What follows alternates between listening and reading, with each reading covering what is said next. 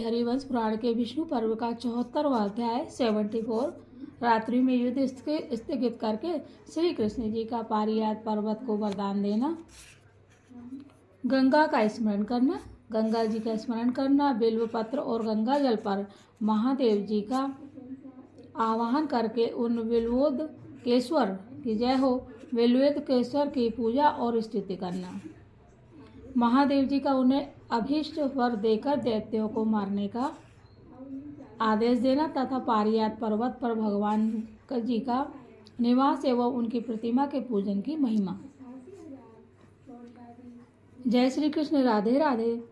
वैशंपायन जी कहते हैं, जन्मेजय भगवान श्री कृष्ण उस रथ पर आरूढ़ हो पारियात पर्वत की ओर चले, जहाँ प्रभावशाली देवराज इंद्र ऐरावत पर आरूढ़ होकर खड़े थे। भगवान श्री कृष्ण को आते देख पर्वत श्रेष्ठ पारियात उड़द के ढेर या सन के बीच की राशि के समान शिथिल होकर धरती में समा गया। भगवान वासुदेव की प्रसन्नता के लिए ही उसने ऐसा किया था, क्योंकि वह महात्मा श्री कृष्ण के प्रभाव को जानता। नरेश्वर उस पर्वत के इस व्यवहार से इंद्रियों के स्वामी श्री कृष्ण को बड़ी प्रसन्नता हुई। कुरुनंदन तदंतर युद्ध के लिए जाते हुए श्री कृष्ण के पीछे पीछे पारिजात गरुड़ भी गए। पारिजात सहित गरुड़ भी गए। गरुड़ पर बैठे हुए महाबली प्रद्युम्न और सात्यकी ये दोनों शत्रु दमन वीर भी पारिजात की रक्षा के लिए वहां गए। नरेश्वर तत्पश्चात सूर्यदेव अस्त हो गए और सब और रात फैल गई, तो भी वहां इंद्र और श्री कृष्ण का युद्ध पुनः उपस्थित हुआ। महातेजस्वी भगवान श्री कृष्ण ने ऐरावत हाथी को गरुड़ के प्रहारों से अत्यंत आहत और असमर्थ होता हुआ देख देवराज इंद्र से इस प्रकार कहा, महाबाहो, गरुड़ द्वारा पहले से ही आहत होकर आपका यह उत्तम हाथी ऐरावत इस समय कुछ असमर्थ हो गया है। इधर रात्रि आ पहुंची है, अतः अब कल सवेरे आपकी जैसी इच्छा हो उस तरह युद्ध कीजिएगा। तब प्रभावशाली देवराज जी ने श्री कृष्ण जी से कहा, एवं मस्तु ऐसा ही हो। नृप श्रेष्ठ इसके बाद धर्मात्मा देवराज इंद्र अपने लिए पर्वत में आवरण बनाकर पुष्कर के निकट ठहर गए। कुरुनंदन जनेश्वर तदंतर ब्रह्मा, महर्षि कश्यप, अदिति देवी, समस्त देवता मुनि, शाद्य, विश्वदेव, नाशत्य नाम से प्रसिद्ध अश्विन कुमार, आदित्य, रुद्र तथा वसुगण उस स्थान पर गए। भारत इधर पुत्र प्रद्युम्न तथा भाई सात्यकी के साथ भगवान श्री कृष्ण उस रात में सुरमयगिरी पारियात पर बड़े हर्ष के साथ रहे। नरेश्वर, यह पर्वत भगवान के प्रति भक्ति भाव से नम्र हो, जो शाण उड़द या शन के बीज की राशि के बराबर हो गया था, इससे उस पर्वत पर प्रसन्न हो महातेजस्वी श्री कृष्ण ने उस पर्वत को यह वर दिया, महागिरे, तुम शाणपात के नाम से विख्यात होगे। जैसे हिमालय पर्वत के ऊपर आधा भाग परम पवित्र होता है, उसी के समान तुम भी शुभ एवं पवित्र बने रहोगे। पर्वत श्रेष्ठ, तुम इसी प्रकार बहुसंख्यक विचित्र मृगों से युक्त हो मेरु के समान स्पर्धा रखते हुए बहुत बड़े हो जाओ। तुम्हें अनेक विचित्र वृक्षों से संपन्न देखकर मैं आनंद मग्न हो जाता हूँ। इस प्रकार उस पर्वत को वर देकर भगवान श्री कृष्ण ने महादेव जी को नमस्कार करके सरिताओं में श्रेष्ठ गंगा जी का चिंतन किया। भारत, श्री कृष्ण जी के स्मरण करने पर विष्णुपदी गंगा जी वहाँ आ गई। अदो छज श्री कृष्ण ने उनकी पूजा करके उनके जल से स्नान किया। फिर अविनाशी श्री हरि ने गंगा जल और बेल का फल लेकर उसी पर सर्वेश्वर रुद्रदेव का आह्वान किया। जय शिव शंकर भोलेनाथ। तब पार्वती सहित भगवान महादेव प्रमथ गणों के साथ वहां आए और गंगा जल तथा बेल के ऊपर खड़े हो गए।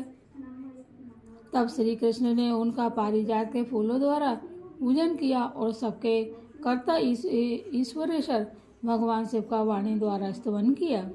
श्री कृष्ण जी बोले, देव, आप ही रोदन यानी रोना है, रावण रुलाना, अतिशय रव तथा जन्म मरण रूप संसार का द्रावण निवारण करने के कारण रुद्र कहे गए हैं। आप सब देवताओं के बढ़कर हैं, आप सब देवताओं से बढ़कर हैं ईश।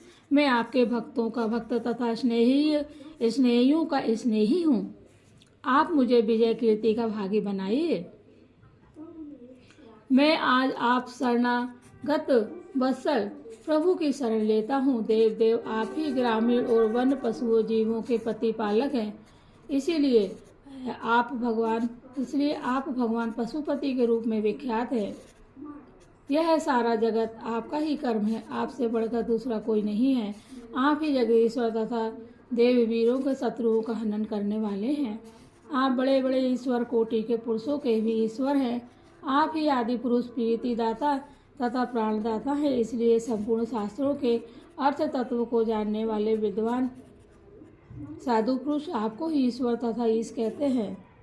अत्यंत धीर अक्षरेश्वर अतः आप अव्यक्त अविनाशी परमेश्वर से ही जगत उत्पन्न हुआ है। अतः विद्वान पुरुष आपको भव कहते हैं। वास्तव में तो आप भूत नित्य सिद्ध हैं, महान सर्वेश्वर के लिए भी अत्यंत उदार है। फिर दीन दुखियों के लिए तो बात ही क्या है। देव अतः पराजित हुए समस्त देवताओं असुरों तथा संपूर्ण प्राणियों ने आपका महान ईश्वर के पद पर अभिषेक किया है। अतः सभी विद्वान आप विश्व निर्माता भगवान को महेश्वर तथा देवताओं से बढ़कर महादेव कहते हैं। अमेय बल पराक्रम से संपन्न वरदायक महेश्वर अतः सदा कल्याण प्राप्ति की इच्छा रखने वाले देवता आप पूजनीय परमेश्वर की नित्य पूजा करते हैं। अतः आप भगवान देवताओं के भी देवता हैं के रूप में विख्यात हैं। सत्पुरुषों के इष्ट देव आप ही हैं।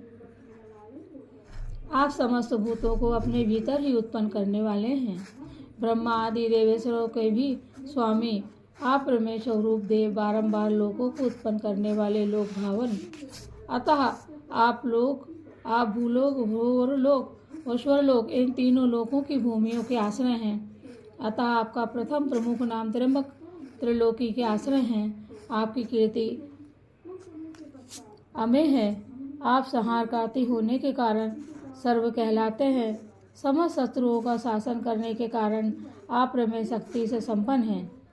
फिर ईश्वर रूप से समस्त जगत का शासन करने के कारण भी आप अप्रमेय हैं। सर्वव्यापी तथा सत्पुरुषों के लिए कल्याणकारी होने से भी आपको अप्रमेय कहा गया है। श्री लक्ष्मी जी की प्राप्ति कराने वाले परमेश्वर आप संपूर्ण शब्दों के भी ईश्वर हैं। अर्थात समस्त शब्दों द्वारा आपका ही प्रतिपादन होता है। आपका उत्तम तेज सूर्य से भी बढ़कर है।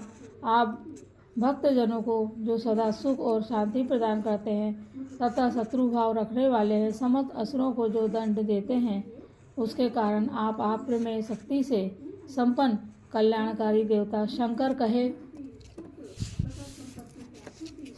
कहे जाते हैं। धर्मक संत आपको सर्वनाथ सबके स्वामी या संरक्षक कहते हैं। अत्यंत पराक्रमी ईशान पूर्व काल में देवराज इंद्र ने आपके कंठ में जो वज्र से प्रहार किया था और उसके जो वहाँ नील चिन्ह बन गया था, उसके कारण आप नीलकंठ नाम से विख्यात हुए। आप समर्थ होते हुए भी दया वश ऐसे अपराध सह लेते हैं। उमा सहित महेश्वर अतः संसार में सब कुछ और भग के चिन्ह से ही अंकित है। अतः यह समस्त चराचर जगत आप दोनों का ही स्वरूप है। तत्व ज्ञान ब्राह्मण आपको गुणवान और ध्येय स्वरूपा लोक जननी अंबिका को त्रिगुण रूपा कहते हैं। वे अंबिका ही वेदों में अजा माया नाम से वर्णित हैं। वे ही महत तत्व की जननी हैं। आप यज्ञ की दीक्षा लेने वाले यजमानों के द्रव्य यज्ञ तथा योगियों के योग यज्ञ हैं।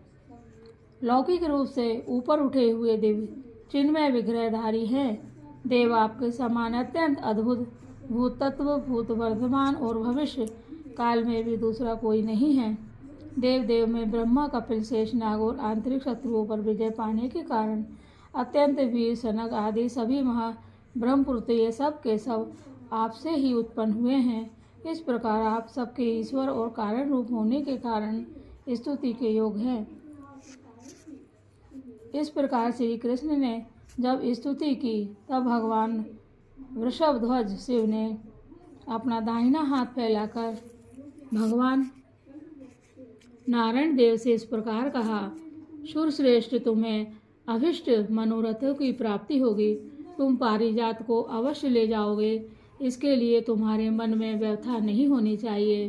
प्रभु श्री कृष्ण, जैसे मैनाक का आश्रय लेकर तुमने तप किया, उसी तरह मेरी ओर से तुम्हें वर भी मिला। उस वर को याद करके तुम स्थिरता धैर्य धारण करो। मैंने जो तुमसे कहा था कि तुम अवध अजय तथा मुझसे भी बढ़कर सूरवीर होगे, यह बात उसी रूप में सत्य होगी। उसे कोई अन्यथा नहीं कर सकता। धर्मज्ञ अमर श्रेष्ठ विष्णु, जो भक्ति भाव से तुम्हारे द्वारा की हुई इस स्तुति के द्वारा मेरा स्तवन करेगा, वह समरभूमि विजय तथा उत्तम सम्मान पाकर धर्म का भागी होगा। अनग देवेश्वर देव, तुमने जो मेरी यहाँ स्थापना की है उसके अनुसार मैं बिलबोधकेश्वर नाम से विख्यात होऊंगा। बोलिए बिलबोधकेश्वर महादेव की जय। शिव शंकर भोलेनाथ की ही जय। शिव हरि प्राण की जय। विष्णु पर्व की जय हो। श्री कृष्ण गोविंद हरे मुरारी, हे नाथ नारायण वासुदेव। यहाँ की हुई याचना मेरे द्वारा अवश्य सफल होगी। केशव जनार्दन, जो विद्वान पुरुष यहाँ उपवास पूर्वक रहकर मुझ में भक्ति भाव रखते हुए 3 रात उपवास करेगा, वह मनोवांछित लोकों में जाएगा। इस प्रदेश में अविंध्या नाम से प्रसिद्ध गंगा प्रभावित होगी। उसमें गंगा संबंधी मंत्रोच्चारण पूर्वक किया हुआ स्नान साक्षात गंगा स्नान के समान फलदायक होगा। जनार्दन, यहाँ धरती के भीतर दानवों का सटपुर नामक नगर है, जहाँ पराक्रम पूर्व महाबली दानव निवास करते हैं। देव ये दुरात्मा दैत्य जगत के लिए कटक रूप है। गोविंद, ये इस महापर्वत के शिखर पर छिपे रहते हैं। अनग ब्रह्मा जी के दिए हुए वर के प्रभाव से ये दैत्य देवों के लिए अवध है। अतः केशव, तुम मानव शरीर की आड़ लेकर इन सब दैत्यों को मार डालो। जनेश्वर, ऐसा कहकर महादेव जी महात्मा वासुदेव के हृदय से लगाकर वहीं अंतर्ध्यान हो गए। नरेश्वर, महादेव जी के चले जाने पर जब रात बीती और प्रभात काल आया, तब भगवान गोविंद जी ने पुनः उस पर्वत से कहा, पर्वत श्रेष्ठ, तुम्हारे नीचे बड़े बड़े असुर निवास करते हैं, जो पूर्व काल में ब्रह्मा जी का वर पाने के कारण देवादि देवों के लिए भी अवध है। मैंने उन महाबली दैत्यों का द्वार बंद करके उन्हें अवरुद्ध कर दिया है। अब वे नहीं निकल सकेंगे। मेरी आज्ञा से द्वार अवरुद्ध हो जाने पर वहीं नष्ट हो जाएंगे। महागिरे, मैं सदा तुम पर निवास करूंगा। पर्वत, उन महाभयानक असुरों को दबाकर मैं यहीं रहूंगा। पर्वत प्रवर, जो इस पर्वत के शिखर पर आरूढ़ हो मेरे अर्चा विग्रह का दर्शन करेगा, वह सहस्र गोदान का शाश्वत अक्षय फल प्राप्त करेगा। जो लोग तुम्हारे प्रस्तरों से मेरी प्रतिमा बनवाकर प्रतिदिन भक्ति